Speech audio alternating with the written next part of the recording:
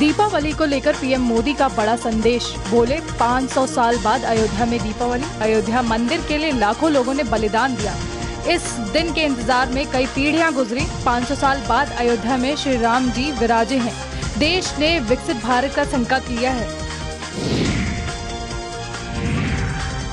उत्तर प्रदेश के मंत्री राकेश सचान का उपचुनाव पर बड़ा बयान। बोले हमारा बूथ स्तर तक मजबूत है। फूलपुर तो भारी मतों से जीतेंगे। सभी 9 सीटों पर बीजेपी की ही जीत होगी। उपचुनाव में अखिलेश को कमान संभालना भी चाहिए, लेकिन बीजेपी को कोई फर्क नहीं पड़ेगा।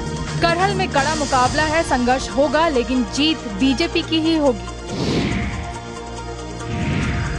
बसपा सुप्रीमो मायावती ने सोशल मीडिया एक्स पर किया पोस्ट। मायावती ने एक्स पर पोस्ट कर कांग्रेस पर खड़े किए सवाल। बोली ये करोड़ों शोषित व उपेक्षित दलितों के आरक्षण विरोधी, आरक्षण में कोटे के बंटवारे के प्रति सक्रियता से यह साबित है भाजपा व कांग्रेस एक ही थाली के चट्टे बट्टे हैं। उनसे समाज व संविधान को खतरा घटा नहीं बल्कि बड़ा है। हरियाणा की भाजपा सरकार के बाद नई व्यवस्था, अब तेलंगाना व कर्नाटक की कांग्रेस सरकार नई व्यवस्था लाई है। मेरठ में सीएम योगी ने जनसभा को किया संबोधित। यूपी में हो रहे विकास कार्यों के बारे में दी जानकारी। बोले गरीबों को आवास योजना का लाभ मिल रहा है। दिवाली और होली पर मुफ्त गैस सिलेंडर, गरीब लोगों को मुफ्त राशन मिल रहा है। बिना भेदभाव के सभी योजना का लाभ मिल रहा है। लोगों को अटल आवासीय विद्यालय का लाभ। प्रधानमंत्री नरेंद्र मोदी ने की हरियाणा सरकार की तारीफ। बोले हरियाणा में नई सरकार बनते ही युवाओं को नौकरी, 26,000 युवाओं को नौकरी का उपहार मिला। हरियाणा में हमारी सरकार की पहचान बनी। बिना पर्चे बिना खर्ची के नौकरी देने की पहचान बनी। हरियाणा के युवाओं को नौकरी मिलने पर उत्सव का माहौल है। हरियाणा में 26,000 नौकरी पाने वाले युवाओं को बधाई। अयोध्या महंत राजू दास ने एक बार फिर से स्वामी प्रसाद मौर्य को धमकाया। गदा दिखाते हुए राजू दास ने स्वामी प्रसाद को धमकाया। कहा स्वामी प्रसाद को हम दोनों तरह से पढ़ सकते हैं, गदा से भी पढ़ सकते हैं और माला से भी पढ़ सकते हैं। सनातन धर्म के लोगों से मैं अपील करूंगा, स्वामी जैसे अधर्मी लोगों को सबक जरूर सिखाएं। सनातन धर्म के लोग स्वामी प्रसाद मौर्य को सबक सिखाएं।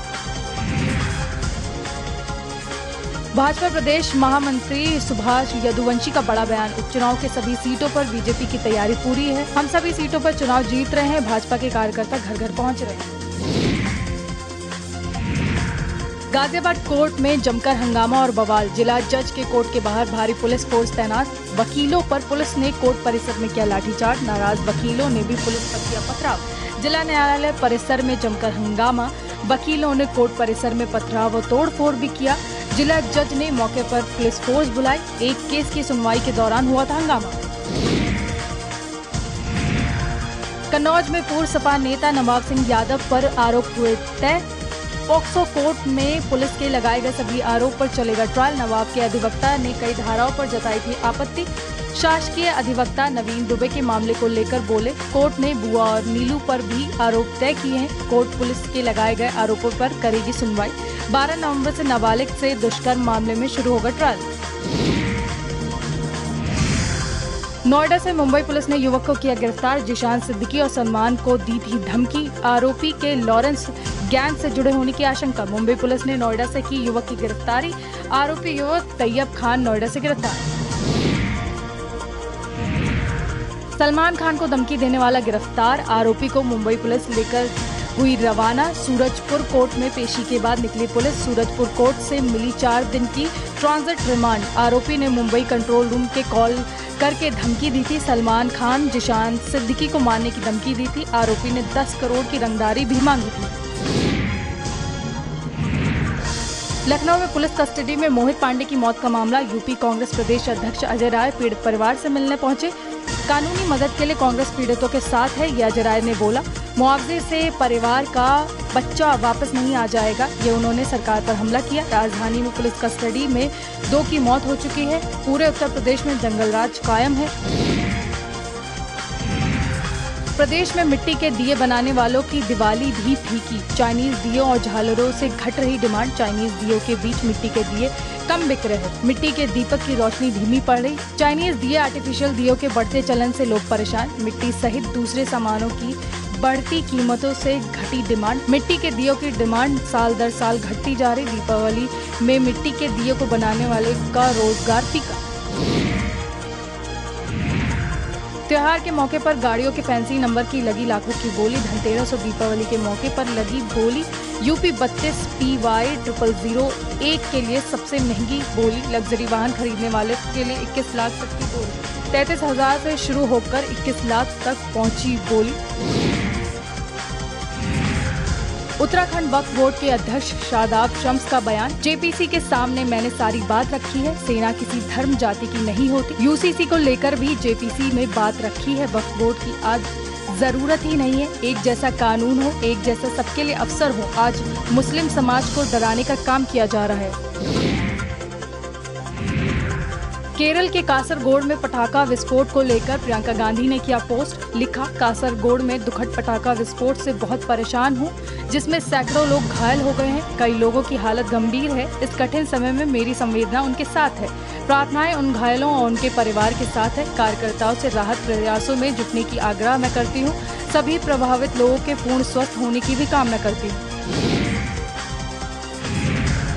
दीपोत्सव के लिए रामनगरी सज धज कर तैयार। रामनगरी में भव्यता के अलौकिक दर्शन होंगे। सरयू घाटों पर 25 लाख दिए होंगे प्रज्वलित। सरयू के 55 घाटों पर 28 लाख दिए बिछाए गए। 25 लाख दिए प्रज्वलित कर रिकॉर्ड बनाने की योजना। श्री राम जन्मभूमि मंदिर को फूलों से सजाया गया। फूलों और दियों से सजे मंदिर के राम भक्त करेंगे दर्शन। रामकथा पार्क में राम दरबार सज कर तैयार हुआ। दीपावली से पहले शहर में सजी पटाखों की दुकानें। शहर के प्रमुख स्थानों पर पटाखों की बाजार लगी। पटाखों की दुकानों में नए नए तरीके के पटाखे बिक रहे। पटाखे की खरीद को लेकर पटाखा मंडी में लोगों की भीड़। पटाखा बाजारों में इस बार 80% पटाखे प्रदूषण मुक्त। महाकुंभ के लिए जमीन के लिए संस्थानों के पंजीकरण के आवेदन शुरू। मेला क्षेत्र में शिविर और सुविधाओं के लिए आवेदन शुरू। शिविर सुविधाओं के लिए ऑनलाइन मोड में आवेदन। पुरानी संस्थाएं भी जमीनी बढ़ोतरी के लिए आवेदन कर सकती हैं। जारी साइट www.mklns.upsdc.in पर आवेदन किया जा सकता है। ऑफलाइन आवेदन भी मेला प्राधिकरण कार्यालय में लिया जाएगा। उत्तराखंड में राज्य सरकार के कर्मचारियों को महंगे भत्ते में वृद्धि। कर्मचारियों के महंगे भत्ते में 3% की वृद्धि की गई है। महंगाई भत्ता बढ़कर 53% हुआ है। शासनादेश भी जारी हुआ है। त्योहारों से पहले मिला तोहफा।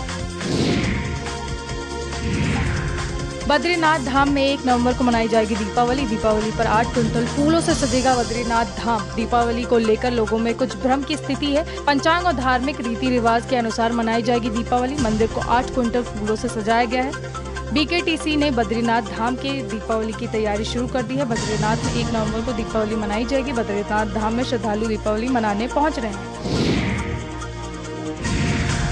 कथित वक्फ भूमि विवाद पर कर्नाटक के मुख्यमंत्री सिद्धारमैया ने कहा, किसी भी किसान को उसकी जमीन से बेदखल नहीं किया जाएगा और अगर उन्हें नोटिस जारी किया गया है तो उन्हें वापस भी ले लिया जाएगा। बिहार के पूर्णिया से निर्दलीय सांसद पप्पू यादव ने उन्हें जानलेवा धमकी मिलने पर कहा, मैं केवल जनता के कार्यों, झारखंड चुनाव आदि की जिम्मेदारी में लगा हुआ हूँ। यह स्वाभिमान की लड़ाई है, बाहरी गुंडे और भीतरी नायक के बीच की लड़ाई है। मेरा किसी से निजी झगड़ा नहीं है। हालांकि देश के किसी भी नागरिक पर यदि कोई संकट आता है तो हम उसके साथ खड़े हैं।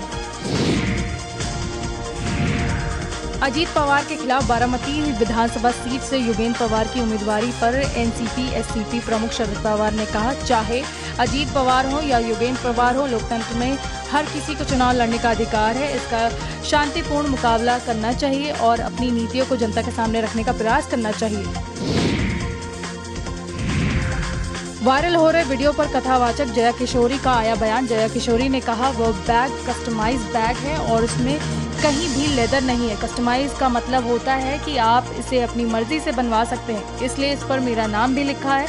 मैंने कभी लेदर इस्तेमाल नहीं किया है और ना ही कभी करूंगी। मैं कोई संत, साधु या साध्वी नहीं हूँ। मैं एक सामान्य लड़की हूँ।